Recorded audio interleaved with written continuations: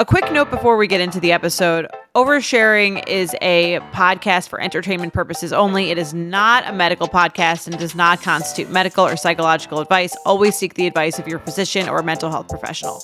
Hello and welcome back to Oversharing. I'm Jordana Abraham. And I am Dr. Naomi Bernstein. How are you? How are things? Are you excited? You're going to be coming right. It feels like both you haven't been here in a while and you were just here. Yes. I'm excited to have you guys in for our niece's bat mitzvah. Yeah, we get an extra visit. We usually mostly just come in for the summertime. So we're getting a little mid-year visit. It's exciting. It's right before Thanksgiving. And the kids are off that whole next week. So I was just saying to them, like, they're going to have like 12 days off of school, basically, starting when we come in. So that's really fun. I was actually thinking about, coming to stay at your house and being so excited. And I got you those bath sheets. So towels? Yes. Yeah. The bath sheet. It's called a bath sheet. It's called a bath sheet. I've never heard anyone call it a bath sheet before. Because it's enormous. It's like you're saying like that in particular is called a bath sheet. The size of that towel is called a bath sheet because it's like larger than a bath towel. Yeah. I mean, they are quite large. They're Too large? Is it too large? No, it's great. It's very cozy, especially as winter comes up. It's good winter wrap. Well, so you've used it, which is good. It's funny. I'll just, I have a company that I've purchased a few items from, and they always send me these $50 basically like a gift card. And ideally, I'm sure the company wants me to use it to buy like a couch or a coffee table. Right. But it comes in, I think, twice a year. And I use it every time to buy one of these bath sheets. So, and I bought you and Mike a couple. Super comfy. You know what? I started doing that too. Cause I also use, we could just say the company name, Plug City. It's Frontgate. Sure. Yeah. They have some very good stuff. I've got a lot of stuff from there. Really good stuff. They'll send you like a thank you for being a customer, like gift card every now and then. Totally. But I would never spend $75 on a single towel. Those are $75 each. Yeah. Wow. That is something, nuts. maybe $68, something like that. So I would never really spend that much on one towel, but now it's only like $18. Right. So it's like an awesome towel for $18. And then if you buy 2 a year, now I have an entire collection for the guest room. For us, the kids always want to take our bath sheets and they're like down to the floor on the kids, which they love. Right. It must be like a cape. But when it's wintertime, it's cold. It's like, you like to it's like wearing a blanket, an absorbent blanket. Yeah. I love it. So it's about to be that season. Yeah. So, season. Yeah. I'm excited to come to New York. Do you miss the seasons a little bit? It's literally 30 degrees right now. So, okay. So I'm not missing. I've got my turtleneck on. Oh, wow. So we've got warmer, some seasons. It's warmer here, actually. Yeah. Woke up. It was very cold today. The leaves are changing-ish.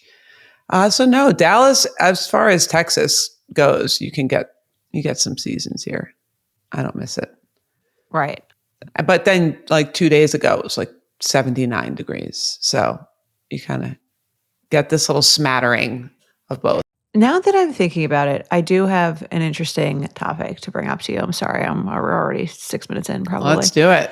What is the psychological, and I realize I don't give you any amount of time to prep for these, so this off the top of your head, what is the psychological suggestion when it comes to like planning things or planning for things or speaking them into the universe or like let's say you're dating someone, like when should you tell people, how far in advance should you plan? Like where's the line between like, I guess, because there is a feeling, especially when something hasn't gone well for you in the past.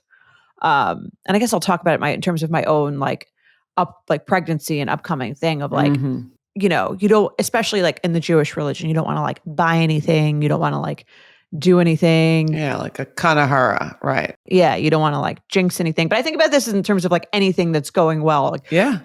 a relationship, or You're going to buy a house, you put in an offer on a house, you don't want to tell anyone. you think you're going to get a promotion, something like that. Yes. So is there like a psychological right way to like think or do these things? Because sometimes I'm like, yeah, that seems practical and like makes sense. But then other times you're like, this seems like like it's almost like a magical thing that I don't want to, jinx something by like if I'm dating someone new, I don't want to tell my family about them because if it doesn't work out, then I have to untell them, or like I just don't want to put it out there and then it doesn't go away until it's fully there. Is there a third baby that we need to know about? I don't know where they would come from. No, I'm talking about the two. I mean, like the two that are just like a feeling Right. of, especially now that I've like told people, there's just like this feeling of like, did I like jinx it, or did I like do something, or like, people probably feel that way about like a relationship hard launch. Yes, totally. And I guess the short answer is there's no right way to do it. I think when that happens, what's being asked for is like the fear needs to be acknowledged and seen. Like, I think that's just mental gymnastics, right? In terms of how to handle, I'm still really nervous about this thing, or I'm still really fearful about this thing. And the mental gymnastics is just like something your mind creates, like, what should I do or not do to make this feel better? Like, you're just creating something to do. That's what happens when we get anxious or fearful, or there's some like deeper fear, we go to like, what can I control? I can control whether I tell people, I can control how many people I tell, I can control how much of it I tell. It's just a thing to grasp onto. Mm-hmm. So I think for you, if this is about the babies and like telling people about, or talking maybe even about them, or even I was thinking today of asking you like, are you going to do one nursery, and are you going to do two separate rooms, or like maybe you'd be like, I don't want to talk about all that, like I'm not even going there. Or I guess there's a feeling of like, I don't want to be delusional or something, or like, it doesn't make any sense, but you've probably been practicing that thought for so long. Right.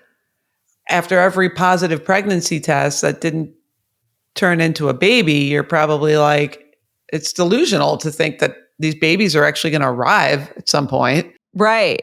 And I mean, I talk about this on You Up with like, in terms of towing the line between like when dating, like delusional naivete and like bitter cynicism. And like, he's never going to call, or like there's, I'll go on the date, but like, there's no way it's going to work out. Or like, we've been on 3 dates, but like, there's something's going to happen. Like, do you know what I mean? Where it's like, neither is really super healthy, I guess, but like trying to find your middle ground of like taking it, I guess, day by day is maybe the best. I don't know. Yeah, they're all just symptoms of fear. They're like your mental symptom firing of fear. Right. So I think what I would recommend that you do, and anyone that's doing all these things, should I tell, shouldn't I tell, is like sit with your feelings, acknowledge that the fear that you're afraid of the relationship ending, or you're afraid of something happening with the babies, or I'm afraid that I'm never going to get the promotion, or we're not going to move into this house, and just like allow. That's a sign that there's an emotion that needs to be felt. Right. That maybe you feel like, well, why am I going to cry over like this fear that the babies aren't going to be healthy when they're fine? Like, that feels like, what am I crying about? There's nothing to cry about here. But there's fear. And I think it's okay for you to kind of feel that and be in that when you catch yourself doing these mental gymnastics. That would be okay. I don't think it matters if you say or you don't say. I think it's like a little alarm bell. There's no like way to be. Yeah. I think it's just an alarm going off when you're doing all that. Like, even when you're dating and you're doing the whole thing of like, oh, he's never going to call, and you tell all your friends, whatever, I don't really care. I don't care if he calls, he doesn't call. If you catch yourself doing that, it means like, I need to sit with my fear of like this not working out and just watch it in my body, like do the rain meditation, like we talked about, I Right. think on the subscription episode, but like just sit and acknowledge that there's fear there. It's okay. It doesn't mean you're weak. It doesn't mean you're, whatever the fear is that of feeling those feelings, are like, why am I crying over these, the babies, they're fine, or, Right. it's fine. It just is an emotion that needs to be seen, I think. Okay. I like that. And you're saying there's no right or wrong way to like Either tell or don't tell, or talk tell about it or or don't talk right, about it. you're right. Yeah. I I mean, don't think obviously, if so. you were like, we went on one date, we're going to get married. Like, I'm planning, you know what I mean? Right. I'm going to invite him to like the thing in 6 months, Right. like whatever. Yes. Yeah. But I Within do reason, think yeah. if you sit with the fear and you kind of relax your body into that fear of, I've never felt so strongly about a guy or a girl after a first date. I've never felt this way after a first date. I'm really scared that this isn't going to work. Or maybe I'm really excited, whatever the feeling is that's there. Right. I think if you just take 15, 20 minutes and like watch your body sit in that feeling, good, bad, whatever it is, the answer to how to deal with that will come to you. Like, I don't think you'll do the thing where you're like, I'm so excited, I'm going to invite him to the wedding that I have this summer. Right. Like, that probably wouldn't be the advice that we would give if you just met someone in November to invite them to a wedding in the summer. But I think sometimes when you're not sitting in your feelings and like getting to know your own emotions, and your brain is doing the do something, take an action thing, that's when you take an impulsive action that probably is, or maybe a, overly protective action. If you sit with it, I think the answer will come to you in terms of how to handle it. I love that. Yeah. Okay.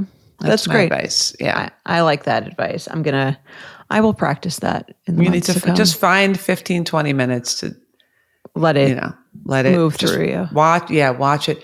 Relax the shoulders, relax the face, soften your body so that energy can kind of just like do its thing. We know how to heal. Like, you get a cut on your finger and you don't have to make a whole stink about how to get it like a paper cut. You're just like, my body knows what to do with this feeling.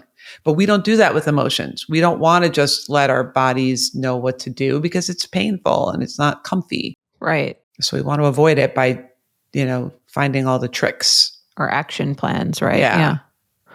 All right. I will give that a try. All right. Let me know how it goes. Thanks for the mini sesh. Yes. No problem. All right. All right. Let's do some emails. We have a voicemail in this episode. And if you have a voicemail, you can give us a call at 646-363-6294. Keep those under 3 minutes so that we see them. And because most issues can be told in 3 minutes. Or if you prefer the email method, email us at oversharing@betches.com. You can subscribe and get all of these episodes a day early and ad-free, as well as 2 bonus episodes every month. Or you can join one of Dr. Naomi's therapy groups. Do you have any room in those? Yes, we have room. NaomiBernstein.com. Come find us. It's really, community is the most healing thing for an aching heart or a worried mind. Sit with other people that are showing up to be there for others. It's really super healing when you get to share, and it's super healing when you just get to kind of support other people. So NaomiBernstein.com, fill out a form. We'll match you with a group. I hope to see lots more listeners there. Love it.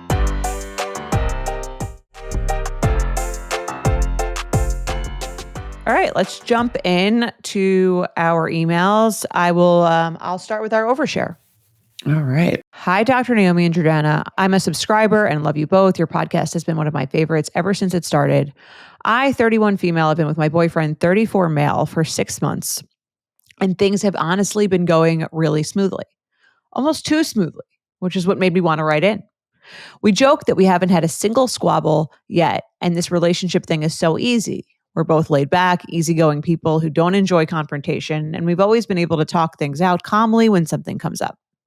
For example, he co-parents with his ex, who can be pretty needy at times, and sometimes she asks for things unrelated to the kids. She recently asked him to take their previously shared dog to the vet.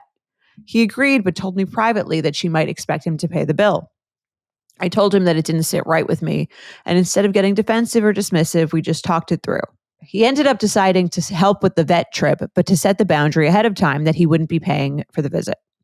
It felt like a situation that could have easily turned into a fight in other relationships, but it didn't. We both communicated, found common ground, and moved on, feeling good about the compromise. While I'm happy we don't argue, part of me wonders if it's too calm. Everywhere I turn, I hear that healthy couples argue sometimes, and it's normal, even necessary. But I don't feel any resentment or avoidance between us. It truly just feels like there's nothing to fight about. So I guess my questions are, is it normal to not have any arguments this far in? Can a relationship be too conflict free? How can we tell the difference between healthy communication and conflict avoidance?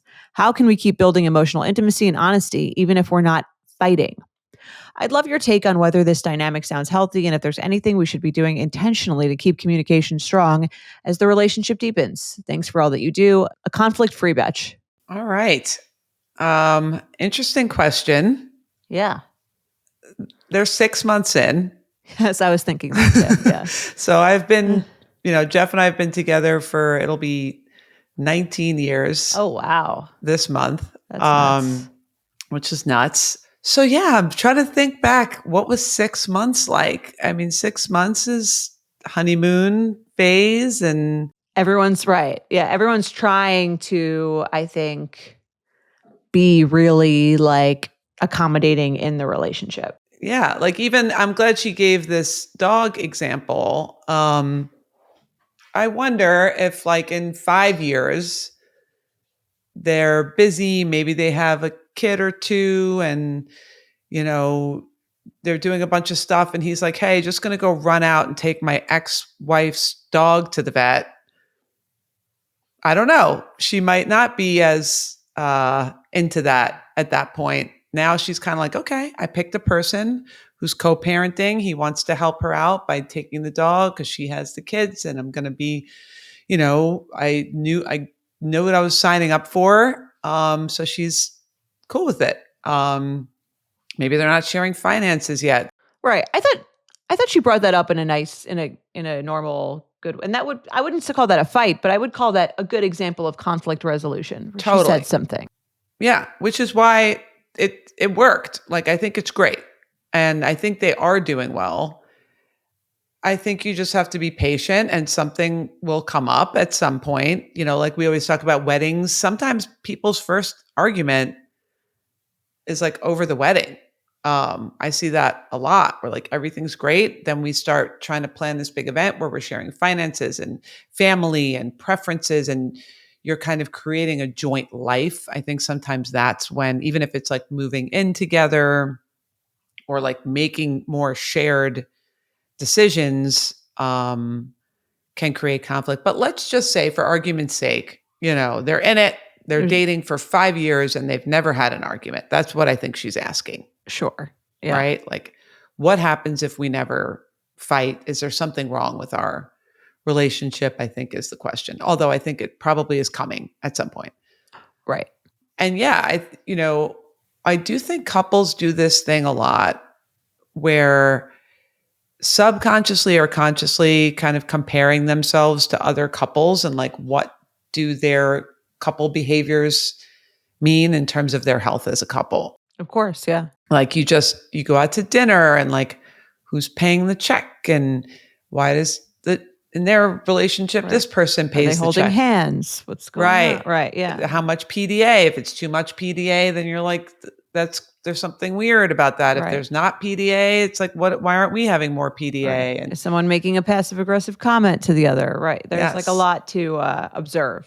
Yes. So I think, even just not even in real life, I think there's a lot of internet information. And this seems like maybe that's where she's getting it or some of it about like what's normal, like how much sex are you supposed to be having? Like I have couples that are kind of like, they have sex because they feel like it means that they're in a healthy relationship. Right. They're crossing that off the list of things that they do to be like one of the reasons why they have sex is because they want to be able to know that they had sex to feel like their relationship is on the right track, because it's, whatever society says is the right number of times per week or month or whatever that you should be having sex. So it is interesting to think about. This thing is just another one of those, like we're not fighting, so is there something wrong? Or we're fighting too much, so there's something wrong. I think it's just maybe in some ways, kind of like what we talked about earlier, like there's this little, I'm afraid that I'm really getting feelings for this person, and maybe I do want to spend my life with them or think about long-term, maybe moving in together, whatever the next step. And so my mind is scanning to find out, like, what can I do to, because I'm feeling scared. Well, I can worry about the fact that we don't fight enough. Yeah. And I think fighting is like a word that people use that can feel like it includes a lot of different ranges of conflict resolution or disagreement, right? Yeah. So I think like you could fight in a very it's like where it's almost more of a conversation than a fight. Yeah. If both people are very much non-confrontational and aren't quick to get angry or something like that. Or maybe like let a lot of things slide, aren't that particular about a lot of things. But I think like what she described again isn't like a fight, but it could have been in like that. Like I agree, that same thing could have been a fight 2 years from now when he's like, right now, like, oh, she's like the quirks that she has that he loves right now can sometimes become annoying in a later thing, like or other vice versa, where she's like, he's he's so sweet and nice and generous and he's helping his ex and like I'm okay with him taking to the vet. But then like 2 years from now, once that like attachment phase has ended, she might be like, and he's like a pushover and he just kind of like doesn't stand up for me enough and doesn't put his foot down and, isn't prioritizing me. And again, those aren't things that I think, but I'm just saying like something that's positive. Sometimes like the romance of it can wear and it can become like the other side of that personality trait can become annoying. So I wouldn't get too ahead of herself. This reminds me of like when I first got the dog and like the first 2 days he was like, he only peed like outside. And I remember saying to like you and our brother John, I was like, he's an angel. I was like, wow, like, is it possible that I have a dog that just like is trained immediately? And you're both like, no, wait. Yeah. And then of course, right, once he got like a little less comfy, he was like a monster. So I think 6 months in is too early to call we have a conflict-free relationship. Yeah. I agree with everything you just said. And I do think her fear is, right, if they're both very laid back, they're both very go with the flow, which is awesome because they're not going to die on a hill of lots of things. They're going to let a lot of stuff go. But I do think there is some validity to probably what is her underlying fear, which is that they're both so passive that maybe there might be a brewing, like a resentment of not sharing or being so conflict avoidant that you're holding stuff in. Right. And I have seen that in couples. Sweeping it under the rug. Yeah, exactly. Sweeping stuff under the rug because you don't want to upset the other person. And, it doesn't sound like that's happening here. It sounds like she was able to speak her mind and she didn't like not say anything about the dog. She expressed what she wanted. He expressed what he wanted. They came to a compromise. It sounds lovely right now. Yeah. But I think maybe the issue more comes when like you disagree. Let's say here they disagreed and he was like, I don't really think it's a big deal that I pay for it. Right. Exactly. That's where the fight would come in, which he might say 2 years in. Right. And yes, and then you're going to have more of like what feels like a fight than a beautifully resolved conflict with compromise. So I do think, maybe there's something to the fact that she's worried that they're not, that they're both so laid back and go with the flow that it's, that could breed some types of resentment. And I do see that. I see that a lot on both ends, but a lot of times, in male female relationships, the man, like, if they're not as verbal, I'm just stereotyping, if they're not as into having these conversations or expressing themselves verbally, they do sometimes tend to not say as much, kind of just hold it in, and then it seeps out in other little ways. Right. Which goes with my breakup theory about men. Yes. Yeah. Where women are like, please change, please change, please change. And men are just kind of like silently thinking about all the things that they don't like. Not to scare Yes. you. Sorry, that sounded like probably her worst Yes. nightmare. Yeah, no. But I think that does happen a lot of the time. And so I would encourage him to, if like he does disagree with you, to vocalize that, and or like if he does feel strongly about something, that he can say something and you can resolve it, instead of just doing whatever you suggest and maybe having an underlying resentment. Totally. But overall, from the information that she's given us, chill, enjoy the honeymoon phase. It doesn't sound like there's that I don't think that's what's happening. I don't think he's withholding or not telling. It sounds like all is good right now. So I would really just Right. enjoy that, because it's probably not going to last forever. So I would enjoy it while you have it. But it does sound like you have a great relationship and you are able to find these compromises. So Yeah. I would take that away from this. I agree. Yeah. Call right back to us in 4 years and we'll let you know, and let us know if it's still like that. I'd love to hear. Yeah, for sure.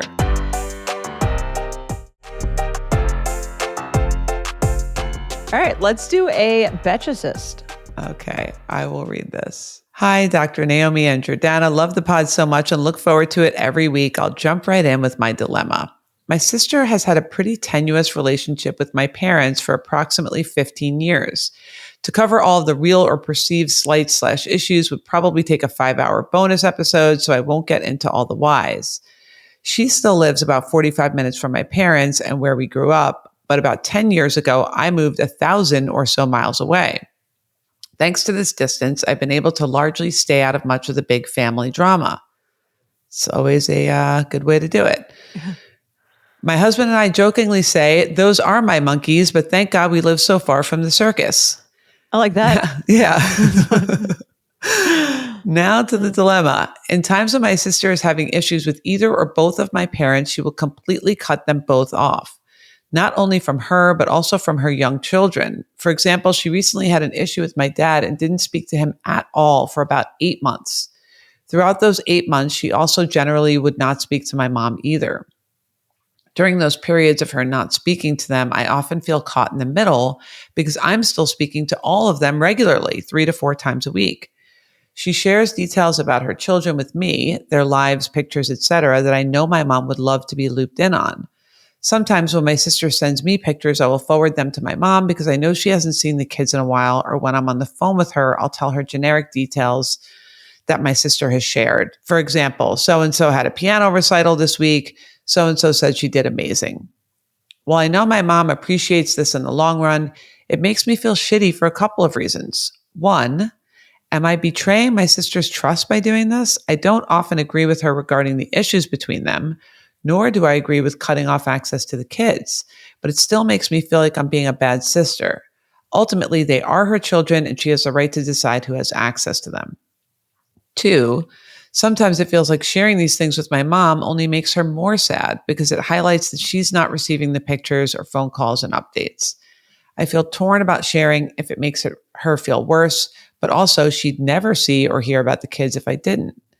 Any insight would be appreciated, and feel free to tell me if I'm both a terrible sister and daughter and just to butt out of it. LOL. Thanks, a Betch in the middle. This is a good question, I think. Not an entirely clear answer immediately to me, because I could see like both sides of the argument. And it's tough when you have a family with a lot of conflict, um, you know, how to maneuver that. Totally. I do think, and I think it's hard when there's different relationships and you want to show up genuinely for all of them, right? So like if she's talking to the mom and she's like, excited about the piano recital and she has to withhold that, it can make her feel like she's showing up in the space with her mom with this like protected, I'm holding this secret information from you, and that doesn't feel great either. But also this feeling of, if my sister wanted them to know, she would have told them herself. Right. And what's her role in this? Is it her business? Is it not her business for someone who, again, has seemingly an equally close relationship with both people? Yeah. I can understand also not wanting to get involved like at all. Like this isn't, whatever this is between the two of you, but not really understanding like what her proper role is. Yeah. Yeah. It's a tough one.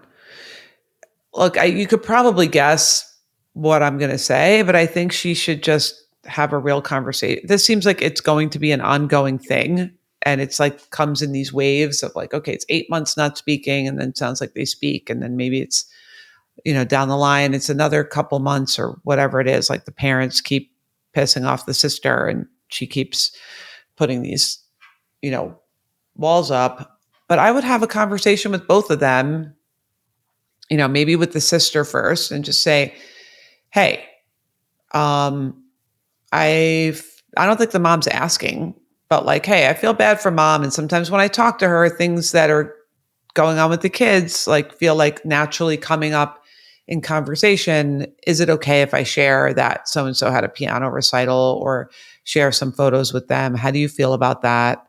And just kind of gauging what she wants. I think communication would be important here, or with the mom where she's like, hey, I sometimes want to share these things with you because I think you'd be interested, but if it makes you feel worse or you don't want this information, let me know. I think, again, this is an example of like just being able to sit with the mom in it instead of trying to avoid the feeling itself, kind of being like, oh, I sent you this picture. And then if the mom starts like crying on the phone or being sad, like being able to just kind of, be in that and say, yeah, that I know that must be really hard not to be able to see them. Yeah. And I think it kind of, I mean, sometimes it depends on like the emotional maturity of the family members. Like, For sure. I don't know if the sister's going to be like, why do you feel bad for mom? Right. Think she's taking their side and be angry with her. I would imagine maybe that's like part of why hasn't already had these conversations. I would think like maybe they're Right. quick to anger. She doesn't want to feel like she's, in the middle or swayed one way. So I do get why I understand. I would suggest the same advice, but Not I easier wonder said if, than right. done. I wonder if her fear is like, if I bring this up to my sister, she's going to like just start talking shit about my mom. Mm-hmm. And it's not going to feel like counterproductive. And maybe my sister will tell me not to share anything. And then I'll feel weird when my mom asks or something like that. Yeah. So I think that's probably why people do that. But I would have this conversation once. Yes. And then just ask her preference. I think you could say like, I would start it with like, they are your kids. You're entitled to like have them speak or not speak or have information about them given or not given to whoever you want. This is what I'm feeling compelled to do. But if you're saying I'd rather you not do that, I won't do that. I totally agree. And I have a hunch that she says in the email that she doesn't totally agree with her about like how she's handling the stuff with the parents. Right. So I think there's a part of her maybe that doesn't even want to open up that conversation out of fear that she's doesn't want to invalidate her, doesn't want to get her opinion mixed up in it. Because it sounds like her opinion is maybe, I don't know, you're overreacting, or it seems a little harsh or whatever her opinion is, that she doesn't want that to come between her and her sister. And maybe there is some fear of like, if you could do it to mom, you could do it to me.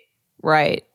I don't want to be next. Right. Right. In the cutoff category. Yeah. So I wonder, I mean, like, I guess, is there an appropriate amount to be involved in these things, or is it best to just stay out of the conflicts that don't fully involve you? Yeah, that's a great question. I think it really depends on like how much emotional energy she has in her tank, this listener. Like if you're kind of like, yeah, I want to be there for them, I want to be a support, it's a sticky situation. I wouldn't, I, I think I would err on the side of let me just kind of ask them both what they are looking for here and kind of come up with a strategy of how I can best, because it sounds like right now she's doing a great job of having a good relationship with both. And that I give her credit. Right. Like that's not easy to be in the middle, to have a close relationship with both of them. So whatever you're doing right now might be the best path because it sounds like you're getting along great with everybody, which is hard when you are kind of in the middle. Right. So if that's the case, keep doing what you're doing. But I guess the only thing to address then is the lingering guilt that she's like betraying one person or another by like passing this information along. And I think you can ask about the information thing without getting into the whole Yeah. conflict. I would probably avoid like sharing your opinion unless she's specifically asking you what your opinion is and just kind of say, is it okay if I occasionally share these photos? Right. And she might not care. I mean, like, I don't know. Like, I don't the extent of the cutoff. Is it like, I don't want you to see anything that has to do with me? That seems very intense. Or maybe it's just Right. like, I don't want to talk to you or like let you, like, there's plenty of people I maybe don't want to talk to that frequently, but I'm not like offended if they know. Yes, it really does depend. I think if the sister is not talking to the parents because she's just like, you hurt my feelings when I talk to you, or you don't respect my boundaries, or whatever it is, and like it's like upsetting to me. I mean, it's interesting the conversation, and we've had this before about like hard boundaries with family members or friends or whatever. Like sometimes there is avoidance there. When you draw like a really hard line with someone, I think boundaries have become very trendy Right. in the psychology world in the last few years because they're like a quick fix to something that is uncomfortable. So maybe that's a conversation for another day, but maybe she does feel like her boundaries are a little harsh. And yeah, I would just ask her how she feels about it. Just say, here's, what I've been experiencing lately around this. And hopefully she'll be understanding and give you help you navigate your middleman role. Right. I agree. Just ask. Yeah.